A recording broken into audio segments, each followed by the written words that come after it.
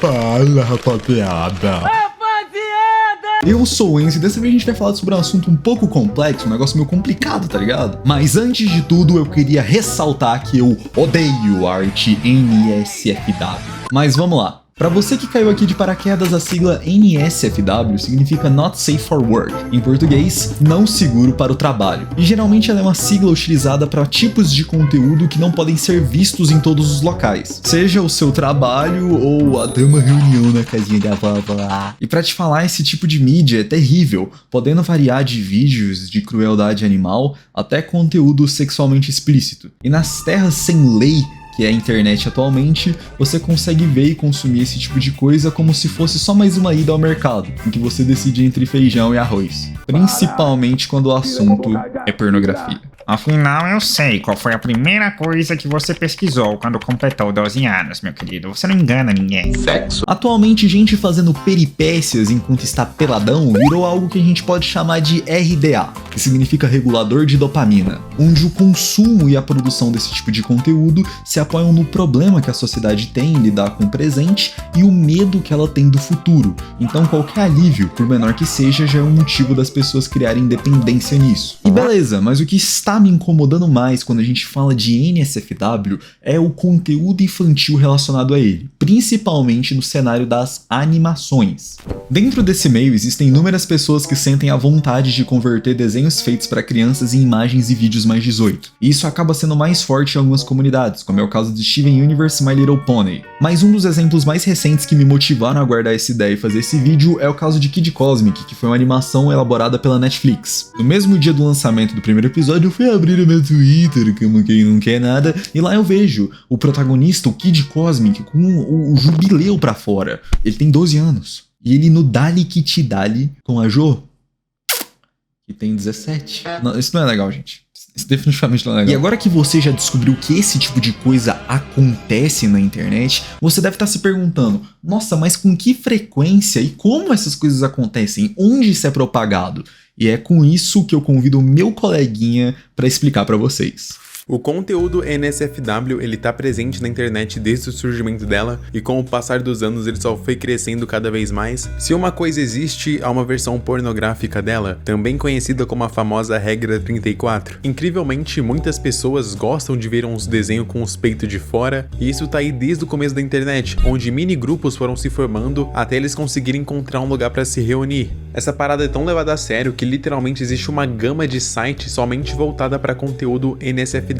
Redes sociais inteiras normalmente acabam tendo uma parte delas ali tomada somente por conteúdo adulto, como por exemplo o Twitter ou Reddit, ou o próprio 4chan, que tem literalmente uma board inteira dedicada a esse assunto. Mesmo sendo gigantes nessa parte de NSFW, eles não são os maiores. Um dos maiores sites que a gente tem atualmente sobre o conteúdo NSFW é o Rule34, sendo literalmente a personificação da regra 34. O site ele funciona como uma galeria gigantesca, de modo que assim que a gente entra, a gente é bombardeado por diversas fanarts bem sugestivas de vários personagens. Qualquer pessoa que criar uma conta no Rule34 pode fazer envio de uma fanart ao site, e por conta disso tem bastante atrocidade aqui. Bom, pra você que não me conhece, eu sou o MK e eu falo sobre coisas estranhas na internet, e uma coisa bem estranha é o público do Rule34. As pessoas são realmente muito engajadas em produzir o conteúdo NSFW, é muito comum sair um desenho e no dia seguinte já tem mais de 1000 fanarts envolvendo os personagens da obra. E o pior de tudo é que isso acontece independente do que for. Pode ser um ser humano, um pônei, um tijolo. Essa rapaziada tem um gosto bem estranho. E além do Rule34 ser essa galeria gigantesca de fanart, ele funciona como um fórum. Na página inicial do site, a gente tem um buscador, aonde a gente pode escrever o nome de qualquer personagem e a gente vai ser redirecionado para uma página onde só vai ter conteúdo desse personagem específico. A comunidade NSFW é incrivelmente gigante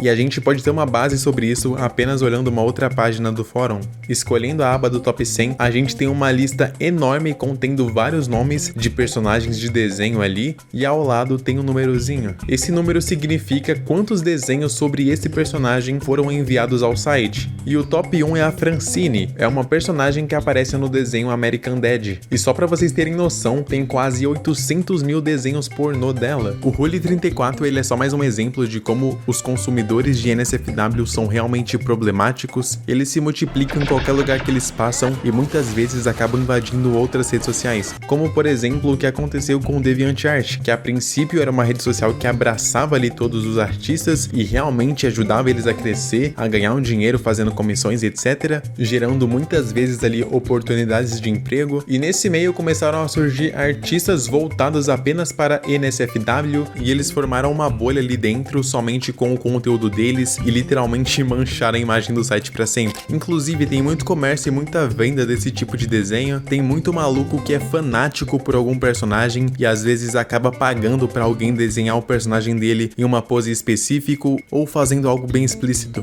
E tudo isso simplesmente por puro prazer. Essa rapaziada não bate bem.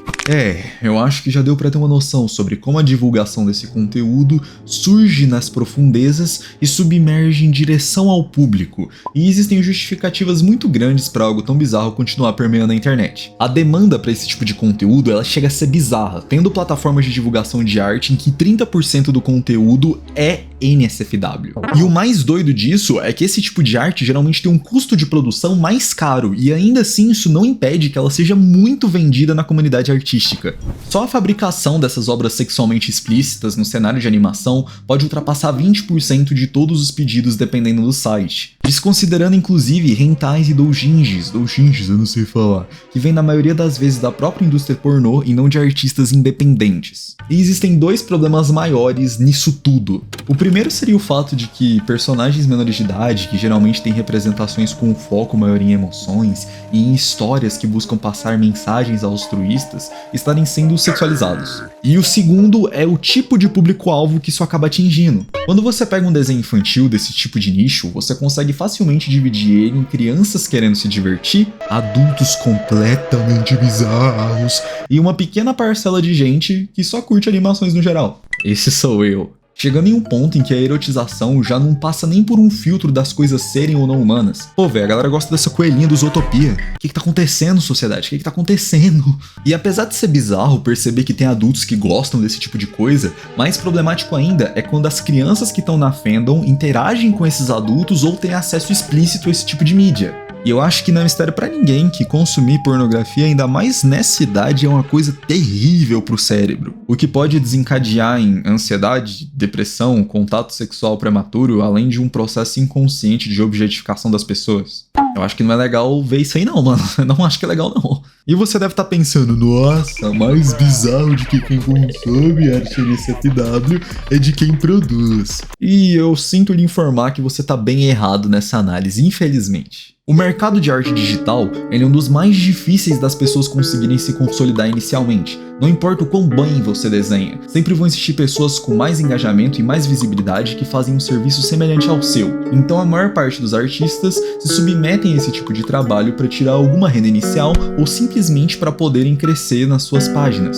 E vamos lá, nudez é uma coisa comum no meio artístico, e isso definitivamente não é um problema. Assim como outras formas físicas ou outras emoções, o nu, assim como o sexo, também compõe a sociedade e nos permitem refletir sobre padrões estéticos e outros sentimentos mais profundos e intelectuais. O ponto, meu querido, é que quem gosta de NSFW geralmente é quem quer cabelar o palhaço, entendeu? Chapiscar o muro de branco, entendeu? A pessoa que quer tirar o requeijão do pote, essa é a galera, entendeu? Não é o cara que está, nossa, Michelangelo realmente era um dos caras, né? Não é esse cara. E apesar de eu ter focado um pouquinho nas questões sexuais, o NSFW ele vai para vários outros ramos, como gore, coisas violentas e na maioria das vezes coisas que não são apropriadas para um público infantil. O que é complicado, levando em consideração que a maior parte dos artistas provavelmente nem pergunta qual que é a idade das pessoas que estão comprando a arte. E, sinceramente, nem tem como julgar tanto essas pessoas.